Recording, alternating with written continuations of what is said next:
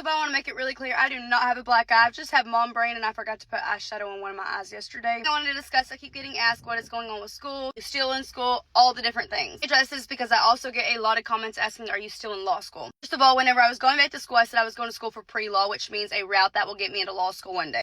That does not mean I'm going straight to law school. The pre-law route at Navarro College, where I was going to college at, was paralegal studies. So I'm still at Navarro. Even this summer, I'm still at Navarro. I'm taking 5 classes. I've taken 5 classes each semester. Did apply for Texas A&M Commerce. The girl got accepted. After summer classes, I will be transferring in the fall, and I will be getting my bachelor's, and I will be majoring in paralegal studies. I'll be minoring in criminology and sociology. Now, I know a big question is, do you want to go to law school one day?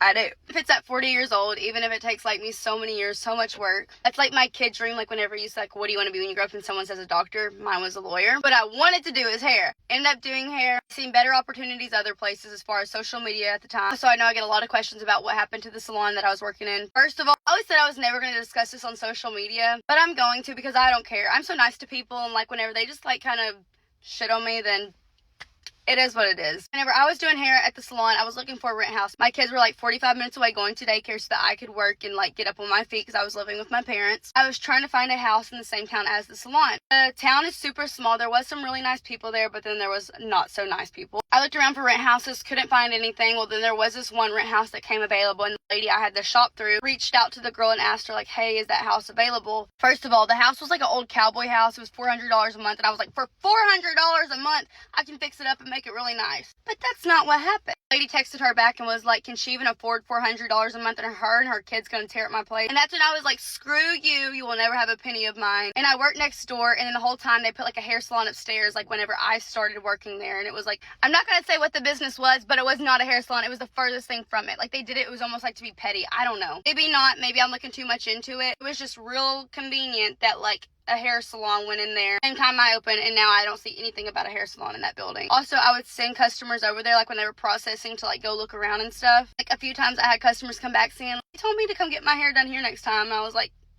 you know, so it's just like one of them things. And like the town was like literally so small, there's probably like 6 businesses there. It was already kind of making me feel like, I don't know if I want to just be here forever. But then one day one of my kids got sick. I had to go get her, bring her to my grandma's, and then I got back to the salon to do my other client's hair. Get back, and then I get a call if the other kid's sick, and it's like I said, it's a 45-minute drive back both ways. Maybe I'm being dramatic, more like 40-35 minutes, whatever, give or take. I started doing hair out of someone else's salon, which I was so thankful for. It just felt like nothing was right about me being in that salon. People were rude. I couldn't find a house. Convenient for me working where I was for my kids. I wasn't able to be around my kids a lot because by the time I got done doing hair, I'd have to drive all that way by the time my mom had done gave them a bath or something. Or I was having to get a babysitter, I had the daycare already closed down, and I didn't have someone to watch my kids. All this stuff going on that it was not convenient for my life at all. 2 weeks later, I got a call from someone telling me they seen I was looking for a rent house, and it was a house right in my sister's neighborhood. I moved there, and I've been the happiest since. I met Hudson since I've lived there. But all these different things are happening, and it's all happening really fast, and it's all happening really smooth these days. So I thank God for every lesson learner, every time that I didn't understand a plan, because I'm glad I had to go through the waitressing days. I'm glad I had to go through the hair salon days, and I'm glad I had to learn how to deal with people that were rude to me and be nice regardless because I owned a business.